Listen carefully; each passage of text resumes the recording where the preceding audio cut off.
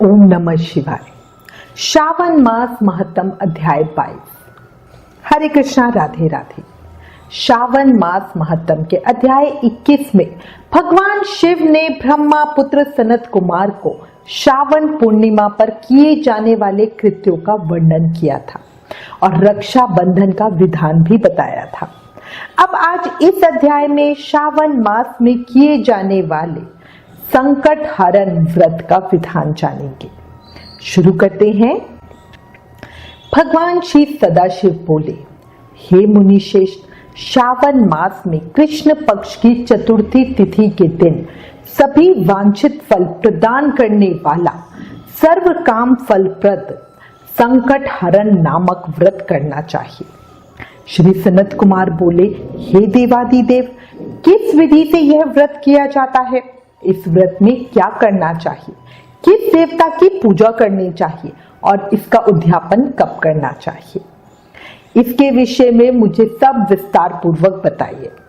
भगवान श्री सदाशिव बोले, चतुर्थी के दिन प्रातः उठकर दातुन आदि कर पुण्य दाता शुभ संकट हरण व्रत का संकल्प करना चाहिए। संकल्प करते हुए बोले, हे देवेश, आज मैं चंद्रमा के उदय होने तक निराहार रहूंगा और रात्रि में आपकी पूजा करके भोजन करूंगा। मेरे संकटों को आप दूर कीजिए।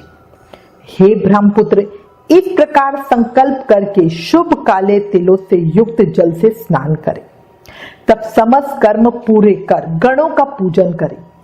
व्रती को चाहिए कि वह अपनी शक्ति के अनुसार 1.5 मासे या 3 मासे या अधिक की स्वर्ण प्रतिमा बनवाए।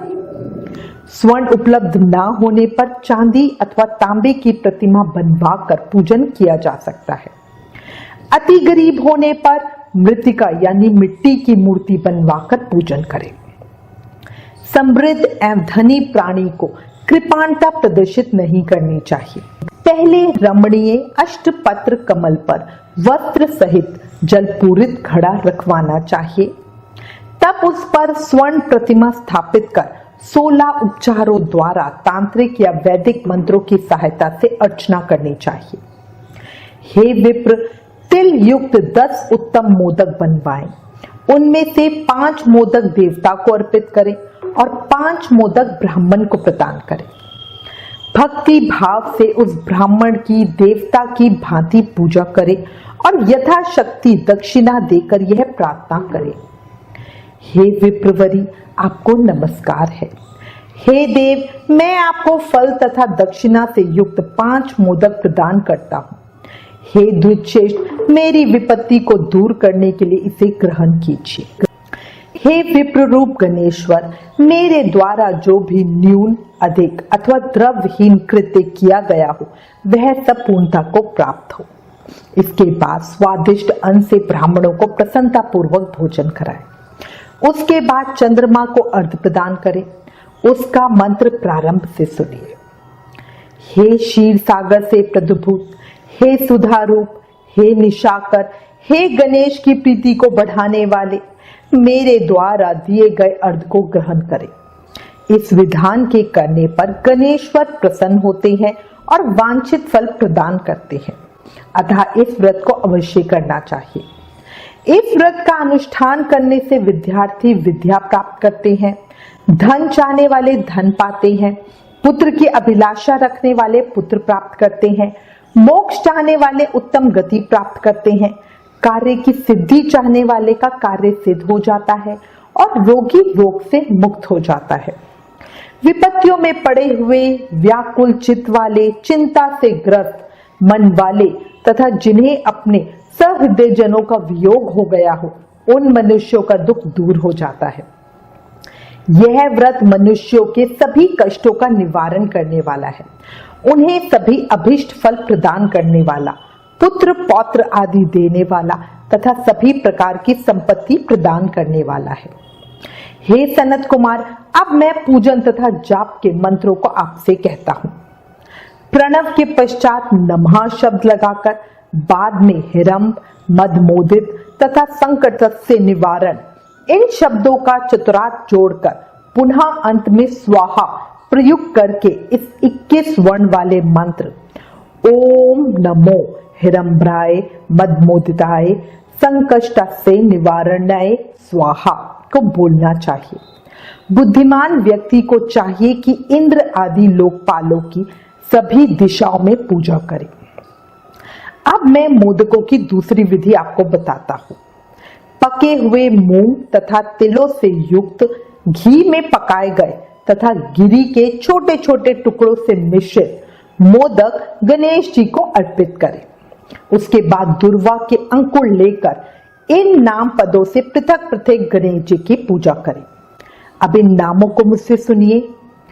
हे गणाधिपति, हे उमापुत्र, हे अग्नाशन, हे एकदंत, हे दंत वक्त्र, हे मूषक वाहन, हे विनायक, हे ईशपुत्र, हे सर्व सिद्धि प्रदायक, हे विघ्नराज, हे स्कंद गुरु, हे सर्व कष्ट नाशन, हे लंबोदर, हे गणाध्यक्ष, हे गौर्य गमल संभव, हे धूर्म केतु, हे भालचंद्र, हे सिंदूरा सिंदूर मर्दन, हे विद्या निधान, हे विकट, हे शुभकर्ण, आपको नमस्कार है।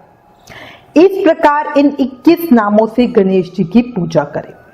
उसके बाद भक्ति से नर्म होकर प्रसन्न बुद्धि से गणेश देवता से इस प्रकार प्रार्थना करें। हे विघ्नराज, आपको नमस्कार है। हे उमापुत्र, हे अग्नाशन, जिस उद्देश्य से मैंने यथाशक्ति आज आपका पूजन किया है उससे प्रसन्न होकर शीघ्र ही मेरे हृदय स्थित मनोरथ को पूर्ण कीजिए। हे प्रभु, मेरे समक्ष उपस्थित विविध प्रकार के समस्त विघ्नों का नाश कीजिए। मैं यहाँ सभी कार्य आपकी ही कृपा से कर रही हूँ। मेरे शत्रुओं की बुद्धि का नाश कीजिए तथा मित्रों की उन्नति कीजिए। इसके बाद 108 आहुति देकर होम हवन करें। उसके बाद व्रत की संपूर्णता के लिए मोदकों का वायना प्रदान करें। उस समय यह कहें, गणेश जी की प्रसन्नता के लिए मैं 7 लड्डुओं तथा 7 मोदकों का वायना फल सहित ब्राह्मण को प्रदान करती हूँ।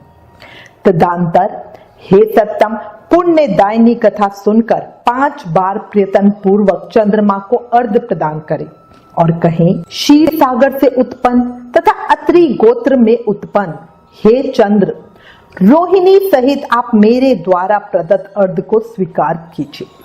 उसके बाद अपने अपराध के लिए देवता से क्षमा याचना करें और अपने सामर्थ्य के अनुसार ब्राह्मणों को भोजन कराएं तथा ब्राह्मणों को जो अर्पित किया है उसके अवशिष्ट भोजन को स्वयं ग्रहण करें।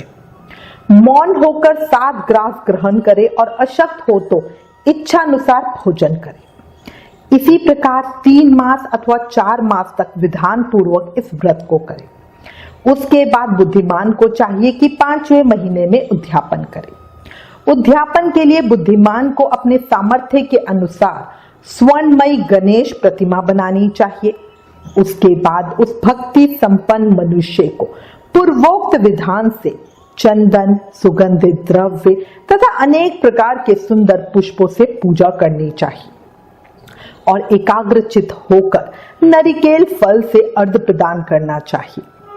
पायस से युक्त सूप में फल रखकर और उसे लाल वस्त्र से लपेटकर यह वायना भक्त ब्राह्मण को प्रदान करें। साथ ही स्वर्ण की गणपति की प्रतिमा भी दक्षिणा सहित उन्हें दे। व्रत समाप्ति के लिए 5 सेर तिल देना चाहिए और क्षमा प्रार्थना करके कहना चाहिए, हे विघ्नेश, इससे आप प्रसन्न हो। इस प्रकार उद्यापन करने से अश्वमेघ यज्ञ का फल प्राप्त होता है और सभी मनोवांछित कार्य सिद्ध हो जाते हैं। हे सनत कुमार, पूर्व काल में स्कंद कुमार के चले जाने पर पार्वती ने मेरी आज्ञा से 4 महीने तक इस व्रत को किया था। तब 5वें महीने में पार्वती ने कार्तिकेय को प्राप्त किया था। समुद्रपान के समय अगस्त्य जी ने इस व्रत को किया था और 3 माह में विघ्नेश्वर की कृपा से उन्होंने सिद्धि प्राप्त कर ली। हे विपेंद्र, राजा नल के लिए दमयंती ने 6 महीने तक इस व्रत को किया था।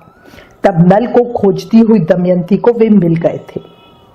जब चित्रलेखा अनिरुद्ध को बाणासुर के नगर में ले गई थी, तब वहां कहां गया और उसे कौन ले गया, ये सोचकर प्रद्युम्न व्याकुल हो गए उस समय प्रद्युम्न को पुत्र शोक से पीड़ित देखकर रुक्मणी ने प्रेम पूर्वक उनसे कहा, हे पुत्र, मैंने जो व्रत अपने घर में किया था उसे मैं बताती हूँ, तुम ध्यान पूर्वक सुनो। बहुत वर्ष पहले तुम्हारा जन्म होने पर जब मैं प्रसूति गृह में थी तब तुमको राक्षस उठाकर ले गया था। उस पर मेरा हृदय विदीर्ण हो गया और मैं रोती कलपती रही। मैं तुम्हें देखने को व्याकुल थी। पुत्र विछोह मुझसे सहन नहीं हो रहा था। दूसरी औरतों को अपने पुत्र के साथ देखकर मेरा कलेजा मुंह को आता था। उनके पुत्रों को देखकर मैं अपना पुत्र समझने लगती थी। इस प्रकार तुम्हारे वियोग में कई साल गुजर गए। तब प्रभु इच्छा से हमारे यहाँ महर्षि लोम का आगमन हुआ। उन्होंने मेरी दुखी दशा से द्रवित हो संकट चतुर्थी का व्रत विधि व नियमानुसार संपन्न किया। उसके पुण्य स्वरूप तुमने लौटकर शांबर को मौत के घाट उतार दिया। हे पुत्र, अब अगर तुम भी यह व्रत धारण करोगे तो तुम्हारा भी पुत्र लौट के घर आएगा। माता की वाणी के अनुरूप प्रद्युम्न ने भी गणपति को हर्षित करने के लिए संकट चतुर्थी का व्रत विधि पूर्वक और नियमानुसार किया। तब महर्षि नारद ने स्वयं आकर कहा, हे नरेश, आपका पुत्र अनिरुद्ध वाणासुरपुरी में है। तब नरेश प्रद्युम्न ने उस नगरी पर आक्रमण किया और अग्नि को जीतने के पश्चात अपने पुत्र के साथ अपनी पुत्र वधू को भी जीत लिया। हे मुने, इसी प्रकार अन्य देवताओं तथा असुरों ने भी विघ्नेश की प्रसन्नता के लिए यह व्रत किया था। हे सनत कुमार, इस व्रत के समान सभी सिद्धियां देने वाला इस लोक में कोई भी व्रत, तप, दान और तीर्थ नहीं है। बहुत कहने से क्या लाभ, इसके तुल्य कार्य सिद्धि करने वाला दूसरा कुछ भी नहीं है। अभक्त, नास्तिक तथा शठ को इस व्रत का उपदेश नहीं करना चाहिए, अपितु पुत्र, शिष्य, श्रद्धालु तथा सज्जन को ही इसका उपदेश करना चाहिए।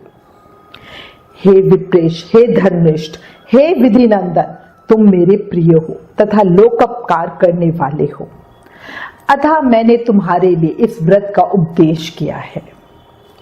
इस प्रकार श्री स्कंद पुराण के अंतर्गत ईश्वर सनत कुमार संवाद में श्रावण मास महत्तम में चतुर्थी व्रत कथन नामक 22वां अध्याय समाप्त। एक 22वें अध्याय के सुनने से कार्य बाधा का निवारण होता है और सुख की उपलब्धि होती है। अंत में एक बात फिर कहूंगी, अभी भी समय है। कलयुग में जीवन को व्यर्थ मत करो, ज्यादा से ज्यादा नाम जाप करके जीवन का सदुपयोग करो। जोर से जयकारा लगाओ और बोलो ओम नमः शिवाय, हर हर महादेव, जय लक्ष्मी नारायण भगवान की।